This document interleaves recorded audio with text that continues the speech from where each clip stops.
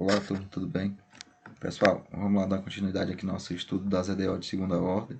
Na aula anterior a gente falou sobre todas as propriedades das EDO de segunda ordem homogênea e não homogênea, de coeficientes constantes e linear de forma geral.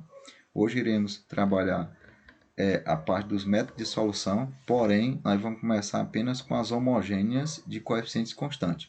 Nós já sabemos bem classificar uma EDO homogênea de coeficientes constantes. Eu vou fazer para de segunda ordem, mas o que eu fizer para de segunda ordem em termos de método serve para uma de ordem superior. O que vai mudar é principalmente nesse tópico aqui, ó, nesse grupo de equação.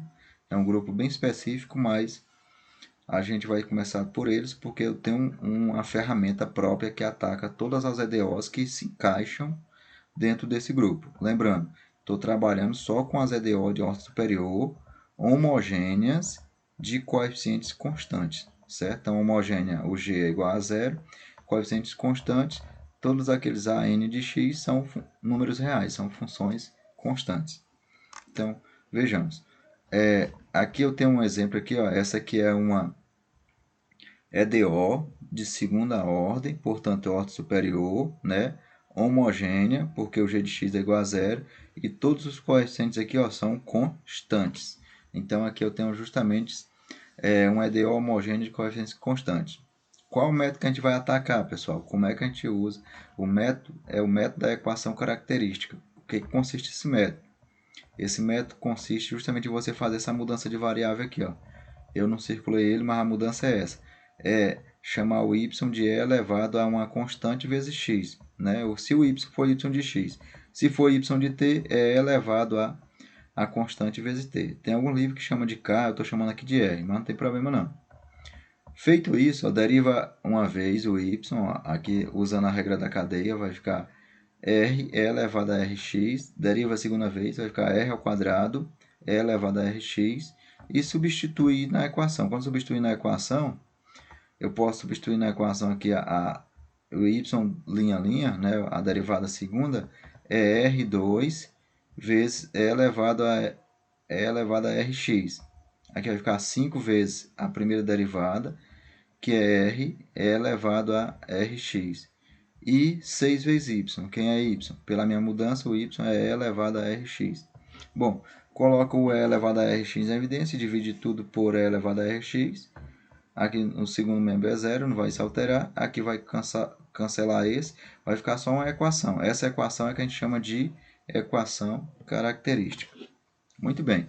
Então, fazendo a mudança, eu chego na equação característica. Aí a pergunta que se faz é, professor, quer dizer que toda vez eu tenho que fazer essa mudança, derivar uma vez, derivar duas vezes, derivar quantas vezes for a ordem da equação? Não, não é necessário, não é preciso fazer isso toda vez. Eu fiz isso porque é a primeira vez que a gente está estudando o método. Quando você já tiver mais prático, vocês percebem que feita essa mudança, onde tiver derivada de segunda linha, vai aparecer R2, onde tiver derivada de primeira linha vai aparecer R1, aqui é 1, e onde tiver só o y vai aparecer só 1. Aí, claro, os coeficientes que acompanham a variável vão estar aqui, né? No caso lá, aparece aqui o R2 só tem 1, então vai ficar só R2 mesmo, tá aqui. Agora, o y' com y' tem menos 5, por isso que aqui vai ficar menos 5r, né? Que é r elevado a 1 é r. E com o y lá tinha 6y, por isso que aqui aparecer 6 vezes 1, que é 6. Portanto, a equação característica é fácil de encontrar a equação característica. Feita a mudança de variável, eu posso ir direto para a equação característica, não tem problema nenhum. Bom, agora veja bem o que eu tenho que comentar com vocês. Ó. Resolvendo a equação característica, para resolver a EDO, eu tenho que resolver a equação característica. Resolvendo essa equação característica, aí o delta ele pode ser maior do que zero, no caso de segunda ordem. Estamos comentando a de segunda ordem. Maior do que zero, igual a zero e menor do que zero. Aí, gente, eu chamo a atenção de vocês aqui. Ó. Para cada delta que eu tiver, eu vou ter um modelo diferente de solução. Então, se o delta for positivo, essa equação, que é a equação característica, terá duas raízes reais diferentes, distintas. Se o delta for igual a zero, duas raízes reais iguais. E se o delta for negativo, não tem raízes reais, só terá raiz complexa. Então, para cada um deles eu tenho um modelo de solução. Então, vou colocar aqui os exemplos. Esse primeiro exemplo aqui, se você calcular o delta, vai dar o primeiro caso, que é positivo, né? Vamos calcular o delta aqui nela, ó. Delta b ao quadrado é 25 menos 4ac, dá 24. 25 menos 24 dá igual a 1. Opa, deu maior do que zero.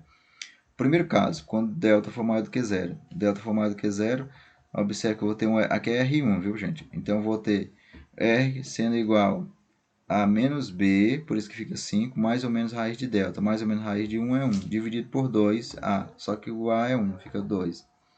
Ora, se eu somar dá 6, 6 dividido por 2 dá 3. Se eu subtrair dá 4, 4 dividido por 2 dá 2. Ou seja, então um R é 2 e o outro R é 3.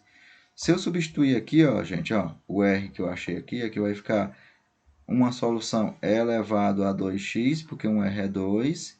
E se eu substituir o outro, fica E elevado a 3x, porque o outro é 3. Ou seja, então, como é que eu acho a solução agora? Se eu tenho duas, ó, eu tenho E elevado a R1, que é elevado a 2x, e tenho E elevado a R2, que é 3x, né? Que o R é 1, R é 2 e o outro R é 3. Ora, isso que a gente acabou de encontrar são as soluções aparentes, que a gente chama.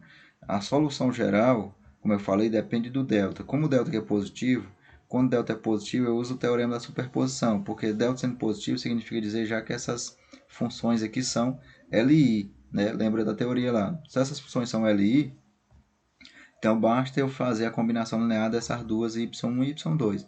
Então a solução vai ficar C1 vezes E elevado a 2x mais C2 E elevado a 3x, certo? Então, toda vez que eu cair numa equação característica cujo delta for maior do que zero, ache as soluções aparentes, que é o y1 e y2, e faça a combinação linear delas para achar a solução geral.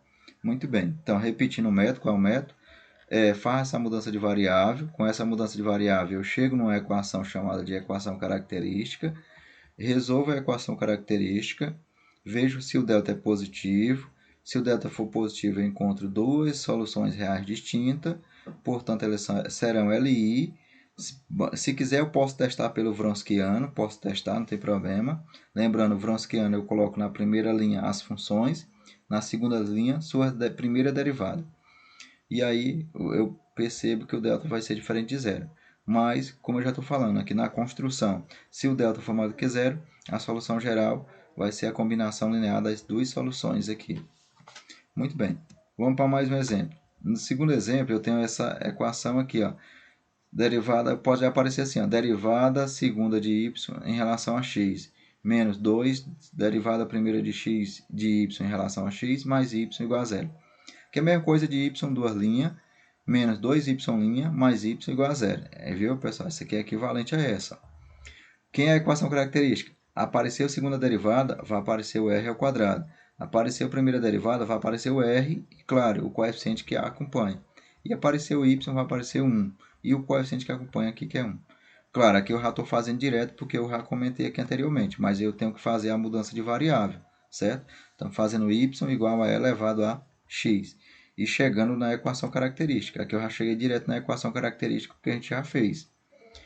Novamente, calculando o delta aqui, delta é igual a b ao quadrado menos 4ac, delta que vai ser igual a zero. Opa, chegamos no segundo caso, delta igual a zero.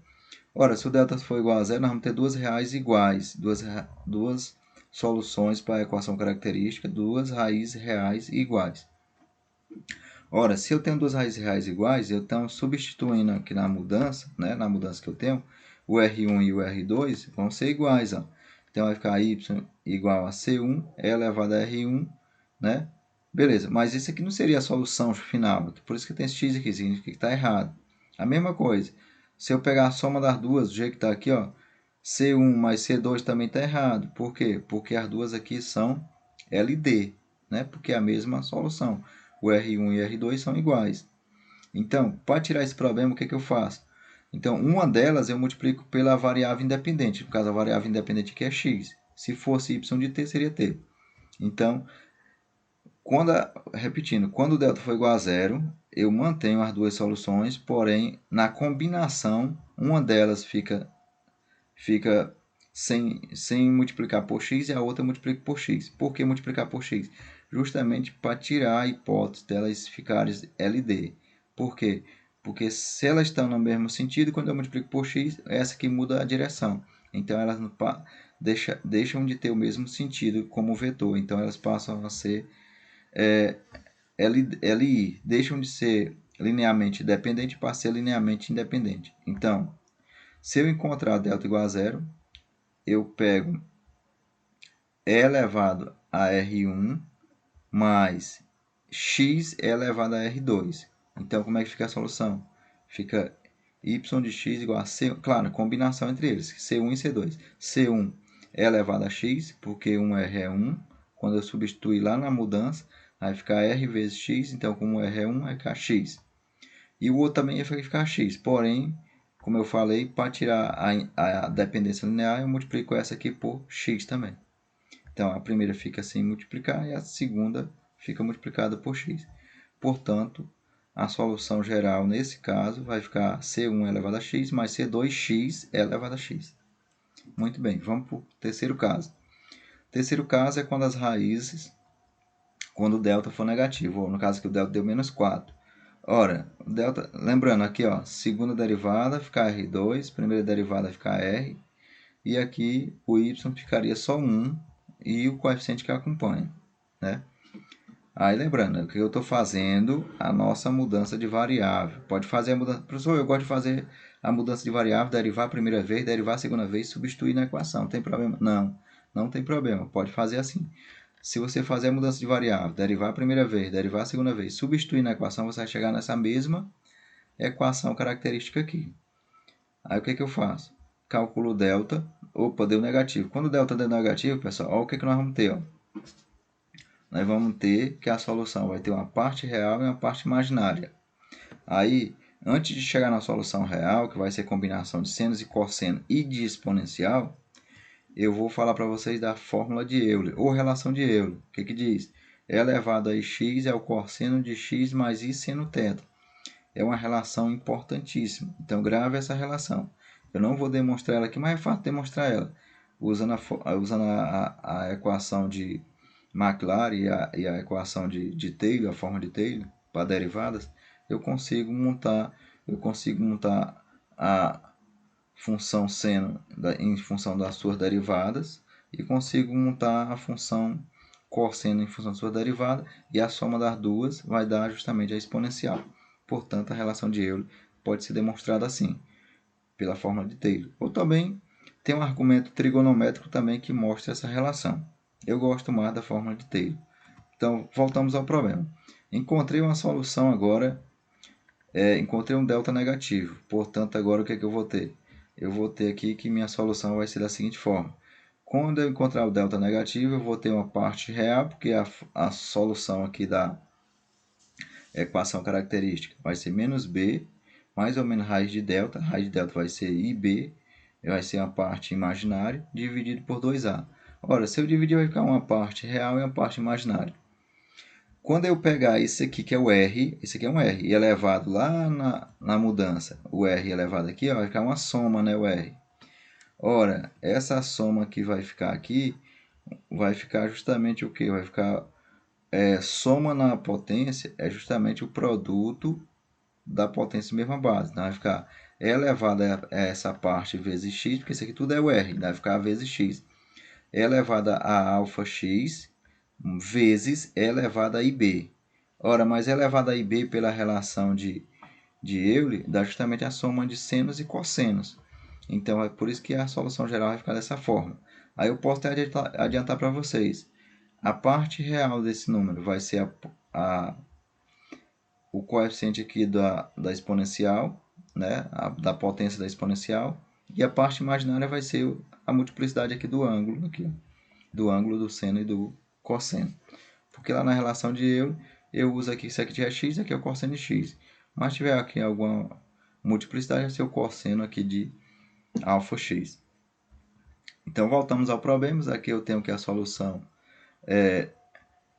eu tenho que a raiz quadrada de menos 4 é menos 2i. Quando eu dividir aqui por 2a, que é 2, vai ficar o b também é menos 2, vai ficar 2. Aqui vai ficar 1 mais ou menos i. Ora, 1 mais ou menos i, né? Jogando aqui na fórmula, a parte real aqui é 1, vai ficar elevado a x. E a parte imaginária também é 1, então vai ficar cosseno de x mais C1 cosseno de x mais C2 seno, perdão. Então, é elevado a x, que é a parte real, e aqui a parte imaginária. Se fosse 3, aqui ia ficar cosseno de 3x e cosseno de seno de 3x, certo? Então, aqui dentro é a combinação de senos e cosseno. Lembrando, porque aqui vai ficar novamente, que é o r. Então, o y é elevado a r vezes x. Então, vai ficar e elevado a 1 mais ou menos i, né? Vezes x. Então, o x vai multiplicar esse, por isso que vai ficar e elevado a x, mais o x multiplicado esse, por isso que vai ficar e elevado a ix. Ora, mas elevado a x é essa combinação. Aí o C1 e o C2 são constante complexa, por isso que aparece aqui só combinação de senos e cosseno. Então, pessoal, é isso. Esse método só serve, lembrando, esse método é para as equações diferenciais homogêneas de coeficientes constantes. Tem que ser homogênea. Perceba que todas são homogêneas de coeficientes constantes. Então, eu resolvo pelo método da equação característica. E a equação característica tem 3 modelos de resolver. O primeiro é quando o delta for positivo, né? Quando o delta for igual a zero e quando o delta for negativo. Então é isso. Espero que vocês tenham gostado. Pratique. Eu vou deixar um exercício no material complementar. Faça um exercício longo, mas eu quero que vocês treinem bastante ele. Aproveite o final de semana. Tire todas as suas dúvidas, não deixe acumular dúvida. Inclusive o material que eu vou deixar tem um pouco dessa teoria, que aqui eu fiz bem rápido, porque os métodos eu preciso, o que vocês precisam, esse básico, esse esqueleto da coisa, é saber calcular a solução via método, em cada caso, nos 3 casos. Lembrando, só trabalhamos as homogêneas de coeficientes constantes. Ainda vamos trabalhar as não homogêneas de coeficientes constantes e as de variáveis separáveis. Então, são coisas diferentes. Então, só essas aqui foi redistribuído em 3 métodos. Isso vocês precisam estar bem ciente disso, certo, pessoal? Então, continue estudando, pratique. Eu vou deixar um material, um exercício no material complementar. Então, exercício está no material complementar. Estude, pratique. Bons estudos. Pause o vídeo se necessário, volte se necessário. E até a próxima aula, pessoal.